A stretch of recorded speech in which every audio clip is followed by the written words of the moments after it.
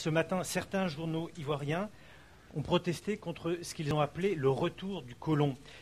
Que répondez-vous aux Ivoiriens qui considèrent les Français de cette façon? Je voudrais vous dire que le choix du 14 juillet avait une seule explication.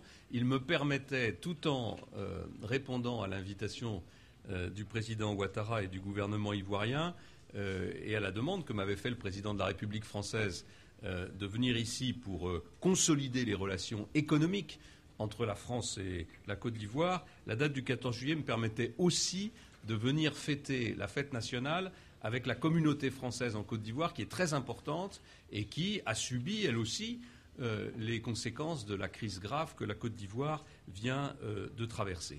Pour le reste, ces accusations et ces critiques correspondent à des logiciels qui sont des logiciels dépassés.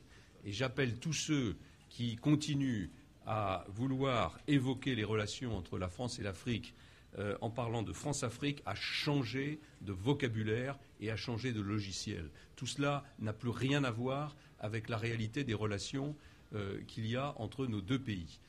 Ce que nous voulons, nous, c'est aider la Côte d'Ivoire à assumer la plénitude de sa souveraineté. Ce que nous voulons, nous, dans le cadre du droit international, c'est faire en sorte que la démocratie et les droits de l'homme soient de mieux en mieux respectés sur le continent africain. Et je rappelle que nous n'avons agi ici en Côte d'Ivoire que dans le cadre du mandat qui nous a été confié par les Nations Unies, comme nous n'agissons d'ailleurs aujourd'hui en Libye que dans le cadre du mandat qui nous a été confié par les Nations Unies. Et pour le reste, je pense qu'il y a suffisamment de liens d'amitié entre la France et la Côte d'Ivoire pour que ces liens d'amitié permettent de développer les partenariats économiques au-delà de tous ces discours idéologiques, de tous ces discours convenus qui n'ont plus aucune réalité dans le monde d'aujourd'hui. On nous a accusés dans le passé de ne pas avoir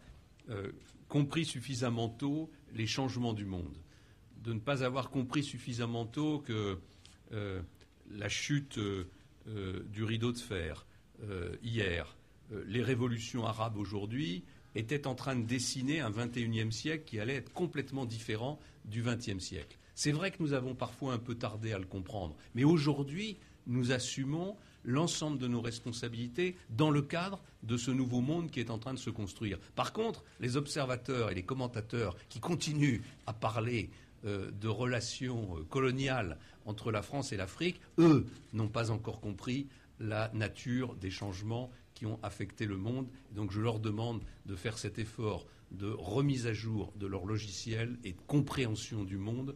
Et je pense que tout le monde s'en portera mieux. J'ai eu à discuter avec le journaliste qui vient de vous poser cette question et j'ai eu la même réponse en disant que, et c'était à Paris, je crois le 28 mai, je vous ai dit, monsieur, que c'était des notions dépassées et que vous devriez véritablement changer de logiciel. Je considère que l'Afrique évolue vers la modernité. Nous avons l'ambition de faire de la Côte d'Ivoire un État encore plus moderne. Et ces notions du passé, je crois, qui sont dans certaines presses, ne nous intéressent point du tout. Nous sommes fiers de notre souveraineté et nous ferons en sorte que la Côte d'Ivoire soit un pays ouvert sur tous les pays du monde. Alors à cet égard, par rapport à votre deuxième question, vous avez pu lire ça dans une certaine presse. Honnêtement, malgré toute la courtoisie qui me caractérise, je vous dirais non seulement que c'est faux, mais que les chiens aboient, la caravane passe. Je vous remercie.